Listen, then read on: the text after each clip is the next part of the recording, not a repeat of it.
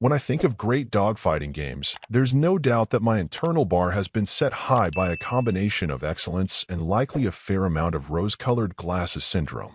Growing up playing the Wing Commander series on my PC, I was utterly captivated by its mix of high space drama and some pretty intense space battles, whether looking to take down enemy fighters or capital ships when things got crazy.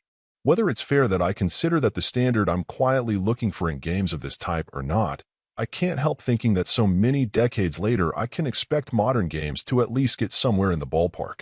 Unfortunately, I can confirm that Dakka Squadron is yet another dogfighter that doesn't. And honestly, it really isn't even close on nearly any level. Looking for what does work well, I'd say that it feels like they got some of the wrong things right, or at least focused in the wrong areas.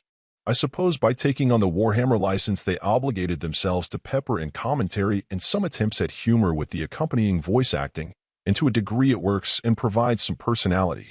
But it also tends to get quite repetitive quickly, so it's a minor win at best. I suppose the ability to customize your craft is novel as well, and allows you to have a little creative fun, but the fact is that the gameplay will need to hook you long enough to take full advantage of that fact. So again, it feels like effort in the wrong area. The game's issues mostly revolve around the majority of aspects of play, unfortunately. The controls are only so responsive, and the fact that they've chosen to have you fighting in what are generally very tight areas full of things to run into absolutely helps point this issue out. The boundaries of what's typically your closet-sized area of engagement are never clear, and it feels like you're prone to hitting them often as you attempt to hunt down stragglers in the sky. I'd also point out that aspects of the interface feel like they were very clumsily brought over from the PC space, showing a lack of care in optimizing the experience for playing on a console with a controller, which is also aggravating. All said, the biggest issue here is that though there aren't loads of titles populating the Switch eShop in this subgenre, I'd say pretty much every one I've played is either better than Dakka Squadron or at least no worse. True, there are far more ambitious and expensive examples out there, and those aren't very fair as comparisons, but there's also more budget-minded fare that's still clearly delivered more bang for their respective bucks.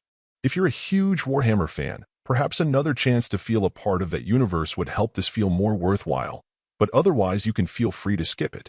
Overall, my final score for the game ended up being a 5.8. And if you're interested in picking it up, it's currently available on the Switch eShop for $19.99. Thank you for taking the time to listen to this review. And if you'd like more information or ideas of indie games worth checking out on Switch, be sure to click on the link provided in the description. Until next time.